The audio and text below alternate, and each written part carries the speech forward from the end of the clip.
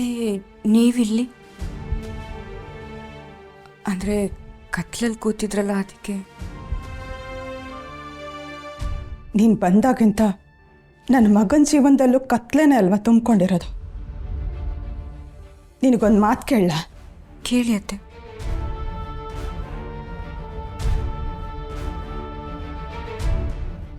ನನ್ನ ಮಗ ನಿನ್ನನ್ನು ಹೆಂಡತಿ ಅಂತ ಒಪ್ಕೊಂಡಿದ್ದಾನ?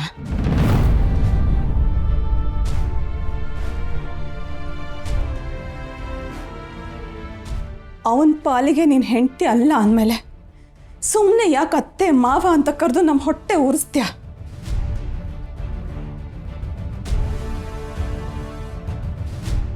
ನೀನು ಈ ಮನೆಗೆ ಬಂದಾಗಿಂದ ಏನು ಒಳ್ಳೇದಾಗಿದೆ? ನಂದ ಕೋಕಲದ ಥರ ಇದ್ದಿದ್ದ ಮನೆ ಈಗ ನಾನೊಂದು ದಿಕ್ಕು ನೀನೊಂದು ದಿಕ್ಕು ಅನ್ನೋ ಥರ ಆಗಿದೆ. ಯಾರ ಮುಖದಲ್ಲೂ ಖುಷಿ ಇಲ್ಲ, ಮನೇಲಿ ನಗು ಅನ್ನೋದೇ ಇಲ್ಲ. ಇದೆಲ್ಲ ನಿಂಗೆ ಸರಿ ಅನ್ನಿಸ್ತಾ ಇದೆಯಾ? ತುಂಬ ತಾಳ್ಮೆಯಿಂದ ಮಾತಾಡ್ತಾ ಇದ್ದೇನೆ. ನನಗೆ ಸಾಕಾಗಿದೆ. ನನ್ನ ಮಕ್ಕಳು ಅನುಭವಿಸ್ತಾ ಇರೋ ಕಷ್ಟ ನೋಡಿ ಕುಸ್ತು ಹೋಗಿದ್ದೀನಿ ನಾನು. ಆದರೂ ನನ್ನ ಕೈಯಲ್ಲಿ ಏನೂ ಮಾಡೋದಕ್ಕಾಗ್ತಿಲ್ಲ. ಯಾಕೆ ಹೇಳು? ಯಾಕಂದರೆ ನಾನು ಏನೇ ಮಾಡೋ ಮೊದಲು, ಏನೇ ಮಾತಾಡೋ ಮೊದಲು ಈ ಮನೇಲಿರೋ ಪ್ರತಿಯೊಬ್ಬರ ಬಗ್ಗೆನೂ ಯೋಚಿಸ್ತೇನೆ. ಈ ಮನೇಲಿ ಎಲ್ಲರೂ ಖುಷಿಯಾಗಿರಬೇಕು ಅಂತಲೇ ಅಂದ್ಕೋತೀನಿ. ಒಂದು ಮನೆಗೆ ಸೊಸೆಯಾಗಿ ಬರೋದು ಅಂದರೆ ಸುಮ್ಮನೆ ಒಂದು ತಾಳಿ ಕಟ್ಟಿಸ್ಕೊಂಡು ಒಂದು ರೂಮಲ್ಲಿ ಇದ್ದುಬಿಡೋದಲ್ಲ.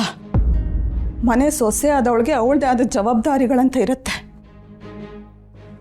ಇವಾಗ ಮದುವೆ ಮಾಡ್ಕೊಂಡು ಬಂದು ಆದಿ ಜೀವನ ನರ್ಕ ಮಾಡೋದನ್ನೇ ಮನೆ ಸೊಸೆ ಜವಾಬ್ದಾರಿ ಅಂತ ಅಂದ್ಕೊಂಡ್ಬಿಟ್ಟಿದ್ಯಾ ಅಲ್ವಾ ನೀನು? ಅತ್ತೆ, ಆದಿ ಹೇಗಿದು ಒತ್ತಾಯದ ಮದ್ವೆನೋ ನನಗೂ ಹಾಗೆ ಅಲ್ವಾ ಅತ್ತೆ? ಆದಿನ ನಾನು ಮದ್ವೆ ಮಾಡ್ಕೋತೀನಿ ಅಂತ ಹೇಳೇ ಇರಲಿಲ್ಲ. ನನ್ನ ತಾಳಿ ಕುತ್ತಿಗೆ ಬೀಳೋ ತನಕ ಅದು ಆದಿ ಕಟ್ಟಿದ್ದು ಅಂತಲೂ ನನಗೆ ಗೊತ್ತಿರಲಿಲ್ಲ. ನೀವೆಲ್ಲರೂ ಅಲ್ಲೇ ಇದ್ರಲ್ವಾ ಅತ್ತೆ? ಯಾರೂ ತಡೆಯೋ ಪ್ರಯತ್ನನೇ ಪಡಲಿಲ್ಲ. ಇವಾಗ ಎಲ್ಲರೂ ನನಗೆ ಬೈತೀರ, ನಾನು ಏನು ಮಾಡಲಿ? ನೀನು ಏನು ಮಾಡಬೇಕು ಅಂತ ಹೇಳಿದ್ದಾಗಿದೆಯಲ್ಲ. ಮನೆ ಬಿಟ್ಟು ಹೋಗು ಅಂತ ಅಷ್ಟು ಸಲ ಹೇಳಿದೆ. ಮನೆ ಬಿಟ್ಟು ಹೋದ್ಯಾ ನೀನು? ಅತ್ತೆ, ಅದು ತಾತ. ತಾತ? ಆ ತಾತ ಮೊಮ್ಮಗನ್ನೇ ದೂರ ಮಾಡಿಬಿಟ್ಟಿಯಲ್ಲ ನೀನು. ಇನ್ನೇನು ನಾಶ ಮಾಡಬೇಕು ಅಂತ ಅಂದ್ಕೊಂಡಿದ್ಯಾ ನೀನು? ಇಲ್ಲ ಅತ್ತೆ, ಖಂಡಿತ ಅದು ನನ್ನ ಉದ್ದೇಶ ಆಗಿರಲಿಲ್ಲ. ನಿನ್ನ ಉದ್ದೇಶ ನನಗೆ ಬೇಡ. ಸರಿ, ಒಂದು ಕೆಲಸ ಮಾಡು. ನಿನ್ನಿಂದ ಈ ಮನೆ ನೆಮ್ಮದಿ ಹಾಳಾಗಿದೆ,